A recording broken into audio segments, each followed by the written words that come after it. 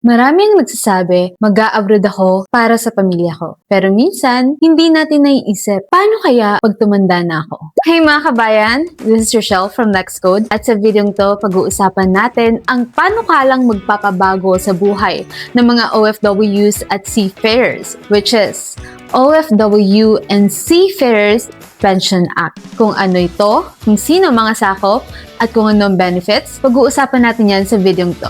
Maraming programa para sa ating mga OFWs at seafarers na nagtatrabaho abroad. Pero walang inilalabas na pambansang pension system para sa ating mga kababayan. Yes, may SSS tayo at may OWA, pero hindi lahat nabibigyan ng savings, ng tulong, at ng pension. That's why dito papasok ang bill na ipinapanukala ni Senator Erwin Tulfo, ang OFW and Seafarers Pension Act. Ayon sa panukalang batas, ang sakop ng bill na to ay ang ating mga OFWs at mga seafarers na nagkatrabaho sa ibang bansa o yung mga barko nila ay naglalayag sa international waters. Para maging eligible, kailangan may hindi bababa sa 15 taon or 15 years na nagtatrabaho ka sa ibang bansa at dapat lagpas 60 or 60 above ka na. Ang pension benefit, hindi bababa sa 5,000 pesos para sa mga qualified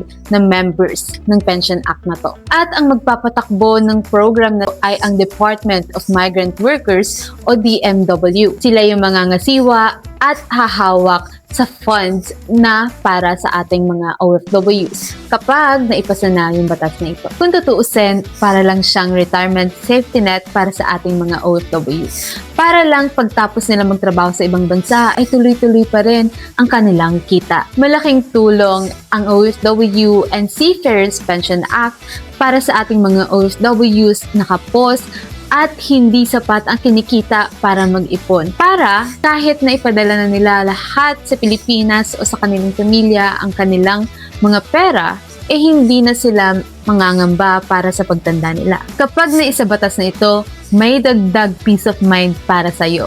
Dahil una, meron ka ng matatanggap na pension bukod sa SSS and OWA benefits. Pangalawa, pwede kang tumanggap ng fixed pension kahit tapos na ang kontrata mo abroad. Para sa mga seafarers, bibilangin ang taon ng serbisyo mo abroad bilang overseas employment. At panghuli, siguradong maayos na imamanage ng DMW ang pondo para mapunta talaga sa tamang tao. Hindi lang ito tungkol sa pera, ito ay bilang pasalamat at pagkilala para sa mga OFWs o mga kababayan nating nagtrabaho at nagpakahirap malayo sa kanilang pamilya. Ngayon, habang nasa panukala pa ang OFW and Seafarers Act, may mga bagay kang dapat gawin habang hinihintay maipasa ito. I-check kung accredited ang agency mo at kung nasa job approval ng DMW. Pangalawa, kung hindi ka pa nagbabayad, magsimula ka nang magbayad sa SSS bilang OFW. Dahil kahit bukod to sa Pension Act na pinag-uusapan natin ngayon, dagdag pa rin to security sa future mo at ng pamilya mo. Pangatlo, itago mo lahat ng documents and requirements na meron ka.